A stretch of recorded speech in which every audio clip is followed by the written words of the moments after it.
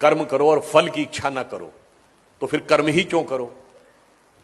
परंतु ये जानते क्यों आता है, जब आपकी छोटी सूक्ष्म दृष्टि होती, हल्की दृष्टि होती, तो आपको लगता है कर्म करने से मुझे कुछ प्राप्त होगा।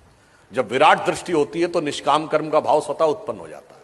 अब मैं आपसे पूछूं कि हम सब यहां बैठे हुए हैं, हम अपने शरीर को एक यूनिट मान लें और इससे माइक्रो लेवल पे बढ़े और फिर मैक्रो लेवल पे बढ़े। माइक्रो लेवल पे आए तो हमारा शरीर भिन्न भिन्न तंत्र से मिलकर बना है, respiratory system, digestive system, circulatory system. हमारी इच्छा से चल रहा है क्या? अपने सिस्टम से चल रहा है। हमारे शरीर के जितने तंत्र भिन्न भिन्न अंगों से बने, हार्ट, लिवर, किडनी, हमारी इच्छा से चल रहे हैं क्या? अपने नियम से चल रहे हैं। उसके अंदर जितने भी टिश्यूज हैं वो हमारे सिस्टम से, हमारी इच्छा से चल रहे हैं? नहीं।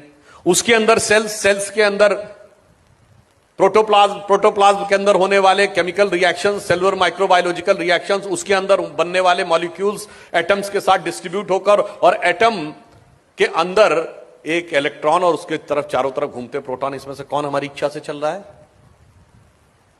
हमारी इच्छा से तो नहीं चल रहा है। अब आइए आप विराट पे, हम खड़े हैं, इस धरती पे खड़े हैं, धरती का इकोलॉजिकल सिस्टम हमारी इच्छा से चल रहा है।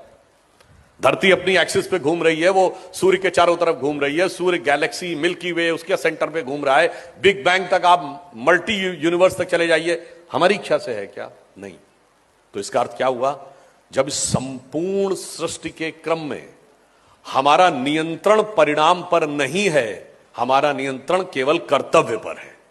इसलिए जिस भी स्थान पर जो भी भूमिका ईश्वर ने दी है, यदि आप इस विराट सत्य को समझ पाएंगे तो आपके मन में स्वतः निष्काम कर्म का भाव उत्पन्न हो जाएगा कि मुझे अपना कर्तव्य करना है, बाकी इस विराट सृष्टि क्रम को चलाने वाला ईश्वर स्वतः हमें उसका उपयुक्त फल देगा।